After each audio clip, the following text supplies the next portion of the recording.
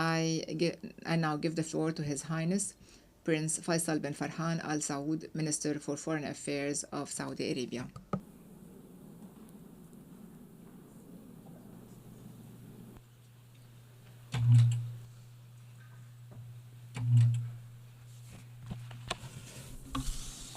Bismillah ar-Rahman ar-Rahim.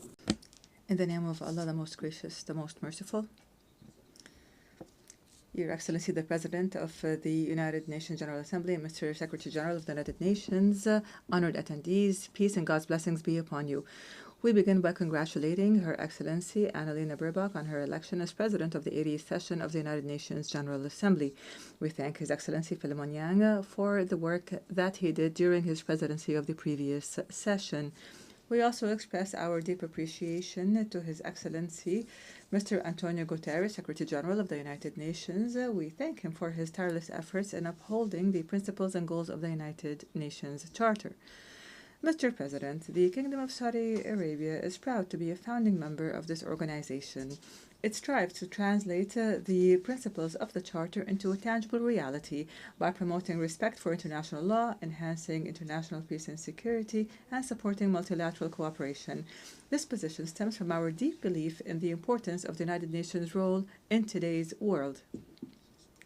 Saudi Arabia is committed to the purposes of the United Nations Charter and has responded to humanitarian calls. In doing so, the Kingdom has spared no effort in extending aid and doing so generously. Our country has provided over $141 billion in aid and assistance benefiting 174 countries. Mr. President, as the organization marks its 80th year, we emphasize the urgent need for it to become more capable and more efficient in keeping pace with developments and finding the necessary approaches to resolve crises and put an end to conflicts, without deviating from its founding objectives, especially in the maintenance of international peace and security, without double standards or selectivity. The suffering of the Palestinian people and the unprecedented humanitarian crisis in Gaza that has officially been classified as a famine by the Integrated Food Security Phase Classification Report, IPC. This runs counter to the principles of the Charter and international law and international humanitarian law, in light of the brutal and unchecked practices of the occupying forces, including starvation, forced displacement, and systematic killing. This is done in complete disregard of the historic and legal rights of the Palestinian people, with an aim to erase their legitimate rights. This crisis makes it imperative upon us all to take serious action and put an end to the aggression and ensure sustainable humanitarian access. Mr. President, it is time to find a just and lasting solution to the Palestinian issue. Military escalation will not achieve peace or security. The continued handling of the question of Palestine outside the frameworks of law and international legitimacy is what prolonged the violence and deepened the suffering. Here, Saudi Arabia stresses the need for the international community to shoulder its responsibilities to put an end to this tragedy and achieve sustainable peace through the two-state solution as the only path that would guarantee the security of all countries in the region. The failure of the international community to take firm action to end the Israeli aggression and violation will only cause further instability and insecurity regionally and globally. Such an action will leave grave consequences and will escalate war crimes and acts of genocide. Saudi Arabia, in cooperation with the Kingdom of Norway and the European Union, launched the International Coalition to Implement the Two-State Solution and co-chaired, along with France, a high-level international conference for the peaceful settlement of the question of Palestine and the implementation of the two-state solution. This conference aims to provide a clear practical path towards the implementation of the two-state solution and an end to occupation and conflict. The Kingdom will continue to exert intensive efforts to establish an independent Palestinian state on the 1967 borders with East Jerusalem as its capital in accordance with international resolutions, the Arab Peace Initiative, and the two-state solution here. The Kingdom commends the international support given to the high-level international conference for the peaceful settlement of the question of Palestine and the implementation of the two-state solution. We welcome the United Nations General Assembly's adoption by an overwhelming majority of the New York Declaration on the peaceful settlement of the question of Palestine, the two-state solution, and the establishment of an independent Palestinian state. We welcome the growing number of countries recognizing the state of Palestine, including France, the UK, Canada, Australia, Portugal, Malta, Belgium, Luxembourg, Monaco, Andorra, and San Marino. Such recognition is an important step towards achieving the two-state solution and bolstering the path towards a just and lasting peace. We call on all states to recognize the State of Palestine and to support the implementation of the two-state solution. This would be in line with international law and will entrench peace and security in the region and the world. Saudi Arabia appreciates the Palestinian Authority's efforts to conduct important reforms. Such efforts require more support from the international community.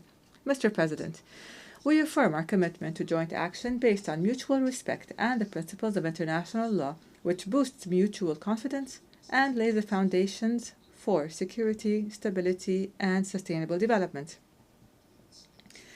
The Kingdom continues to strengthen ties of good neighborliness, respect for the sovereignty of states, and de-escalation, and contributes to achieving calm as a means to bolster security and stability in the region and the world. In this context, Saudi Arabia strongly condemns the Iranian attack on sisterly Qatar, which runs counter to our work to build ties of good neighborliness. Saudi Arabia condemns in the strongest of terms the continued Israeli aggressions in the region, including the recent blatant attack on sisterly Qatar. We call for international action to stop these violations. We call for international measures to put a stop to Israel's actions and to deter it from such criminal behavior that threatens the region's security and stability. Based on our firm conviction of the importance of regional security and stability and preventing a nuclear arms race in our region, the Kingdom of Saudi Arabia stresses the need to adhere to the non-proliferation regime to achieve a zone free of weapons of mass destruction in the Middle East. With respect to the right of states to the peaceful use of nuclear energies in accordance with international regulations, the Kingdom affirms that the diplomatic track is the way to address the issue of Iran's nuclear program and calls for positive engagement in negotiations and cooperation with the International Atomic Energy Agency. The Kingdom stresses the importance of protecting the security and freedom of navigation in the Red Sea, the Gulf of Aden, and the Strait, as they represent great importance to the global economy and regional international security. The Kingdom calls for strengthening international cooperation to combat terrorism by exchanging information, drying up its sources of financing, and limiting its propaganda campaigns that threaten the security and stability of societies. The Kingdom also warns of the dangers of the military uses of artificial intelligence applications and autonomous weapons, and the need to enact international laws regulating them. The Kingdom commends the positive steps taken by the Syrian Arab Republic to consolidate security and stability, and we welcome the lifting of sanctions off of Syria, which contributes to supporting its government to reconstruct and to promote steps of recovery and integration regionally and internationally. This would also open new horizons for economic cooperation between Syria and the world. This would reflect positively on achieving stability, prosperity, and development for the brotherly Syrian people. The Kingdom stresses the need to stop the repeated Israeli aggressions on Syrian territory, and we support to everything that would contribute to the consolidation of Syria's security and stability, respecting its sovereignty and territorial integrity, and non-interfering in its internal affairs. The Kingdom reiterates its keenness to restore the security and stability of the Republic of Yemen, stresses the importance of reaching a comprehensive political solution, and its support for the United Nations efforts and relevant international resolutions. The Kingdom of Saudi Arabia continued its efforts to support the Yemeni economy and alleviate the human suffering there. The Kingdom of Saudi Arabia is one of the largest donors to the Republic of Yemen. The volume of Saudi relief and development aid to Yemen exceeds $27 million. The Kingdom recently provided economic support to the Central Bank of Yemen in the amount of $500 million to address the budget deficit. Moreover, on the 20th of the current month, the Kingdom provided new economic development aid to the Republic of Yemen valued at $368 million.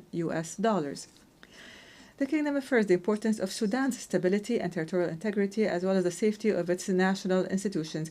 We call for intensifying efforts to alleviate humanitarian suffering and end the war, as well as put an end to foreign interference that only feeds and prolongs the conflict. The Kingdom stresses the importance of continuing dialogue through the Jeddah platform leading to a ceasefire and facilitating access of humanitarian aid. We reject any steps outside the framework of state institutions that may harm the unity of Sudan and do not reflect the will of its brotherly people. The Kingdom stands by Lebanon, supports everything that enhances its security and stability, and appreciates the efforts of the Lebanese state to implement the Ta'if Agreement and extend the sovereignty of the state and limit weapons to the Lebanese state and its legitimate institutions, with the need for the withdrawal of the Israeli occupation from all Lebanese territories in implementation of relevant international resolutions. The Kingdom also supports a Libyan solution. We call for a commitment to the implementation of the ceasefire, which would consolidate Libya's unity and its national institutions and would support its counter-terrorism efforts. As for the Russia-Ukraine crisis, we call for the peaceful settlement through dialogue in the interest of all parties. We affirm our readiness to continue our mediation efforts based on our balanced position and reliable relations with the various parties to the crisis. In this context, the Kingdom hosted Russian, Ukrainian, American peace talks as part of our efforts to reach a political solution to this crisis. And in a manner that would enhance international peace and security, the Kingdom commends the response of Pakistan and India to diplomatic efforts and the wisdom of reaching an agreement that ends the tension between the two countries. We affirm our support to resolving differences through dialogue and peaceful means, based on the principles of good neighborliness and in a manner that would achieve peace and prosperity for the two countries and their peoples. Mr. President, a decade has since passed since the launch of the Kingdom's Vision 2030, which charted a long-term development path for the Kingdom, during which it established broad structural transformations at the level of the economy, society, and the government, through which we worked to empower youth and women, promote the values of tolerance, embrace innovation, and expand the horizons of international communication and cooperation. By the end of the year 2024, this plan has achieved 93% of its performance indicators in terms of programs, strategies, and interim targets, and has even exceeded them. The rate of unemployment among Saudis has decreased to 6.3% today compared to 12% in 2016. The participation of women in the labor market increased to over 36%, and the value of the public investment fund's assets has reached $913 billion by the end of 2024, while the contribution of non-oil activities to the real GDP reached 56%. Within the framework of its Vision 2030, the Kingdom continues to complete the march of progress to develop its human capabilities and strengthen its international partnerships to represent a leading development model in national transformation and to build a more prosperous and inclusive future. Mr. President, the Kingdom of Saudi Arabia stresses the importance of strengthening international cooperation to reduce the effects of climate change within the framework of relevant international agreements by adopting a balanced and comprehensive approach to energy transition paths. This takes into account the three main pillars required to achieve sustainable development, namely maintaining energy security, providing it at an affordable cost, and maintaining environmental sustainability. In this context, the Kingdom has launched a number of pioneering initiatives based on the circular and balanced carbon economy approach, most notably the Saudi Green Initiative at the national level and the Middle East Green Initiative at the regional and international levels. This reflects the Kingdom's commitment to climate action from a comprehensive perspective that takes into account development and the environment. The Kingdom also emphasizes the importance of not excluding any energy sources and calls for realistic and comprehensive transition paths. In addition to having advanced technologies that have enabled it to be one of the countries with the lowest carbon and methane emissions in oil and gas production, the Kingdom is playing a leading role in investing in hydrocarbon emissions management technologies, especially technologies for carbon capture, utilization, and storage, CCUS, which allows for the efficient use of resources while reducing the environmental impact, thus contributing to the protection of the global climate system. In the same context, the Kingdom is investing in all innovative technologies that contribute to reducing and addressing greenhouse gas emissions, including the expansion of renewable energy projects, increasing energy efficiency, and the production of clean hydrogen, including green hydrogen, along with nature-based solutions such as large-scale afforestation and the protection of terrestrial and marine ecosystems, confirming the Kingdom's commitment to sustainable development and achieving a balance between development and the climate. Mr. President, as part of the Kingdom of Saudi Arabia's commitment to ensuring the sustainability of water resources and making them available to all, His Royal Highness Prince Mohammed bin Salman bin Abdulaziz Al Saud, Crown Prince and Prime Minister, announced the establishment of the Global Water Organization based in Riyadh with the aim of developing international cooperation to address water challenges in an integrated manner through the exchange of experiences and the promotion of empowerment, innovation, and research and development. This would contribute to putting water issues at the top of the international agenda. The Kingdom has provided more than $6 billion of funding to countries on 4 continents to support their water projects. The Kingdom looks forward to contributing to the achievement of the Sustainable Development Goals aimed at ensuring water availability and achieving a comprehensive impact that paves the way for a safe and sustainable water future for all. Mr. President, within the framework of environmental protection and combating desertification and drought, the Kingdom has more than quadrupled the area of protected areas so that it currently exceeds 80% of the Kingdom's area, and we aim to reach the 30% mark by 2030.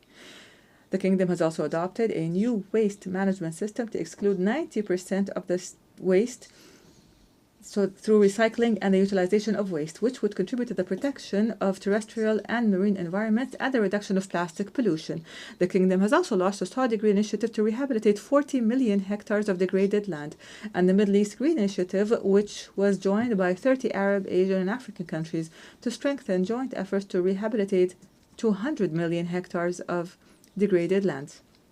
The Kingdom hosted the 16th Conference of the Parties to the United Nations Convention to Combat Desertification, COP16, with the participation of more than 170 countries and about 90,000 participants from representatives of international organizations, scientific institutions, civil society associations, and the private sector.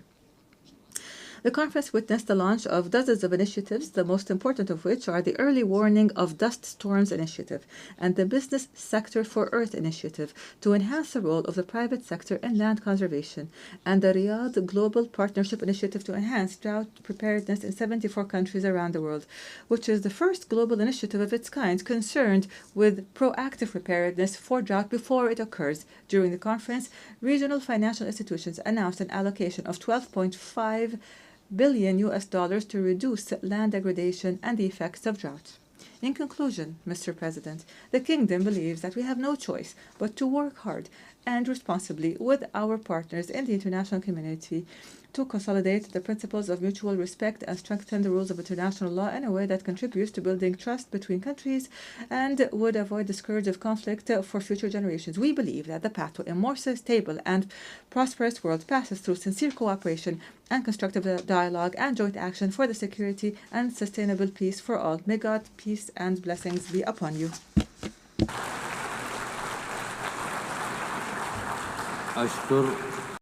I thank His Highness Prince Faisal bin Farhan Al Saud, Minister for Foreign Affairs of the Kingdom of Saudi Arabia.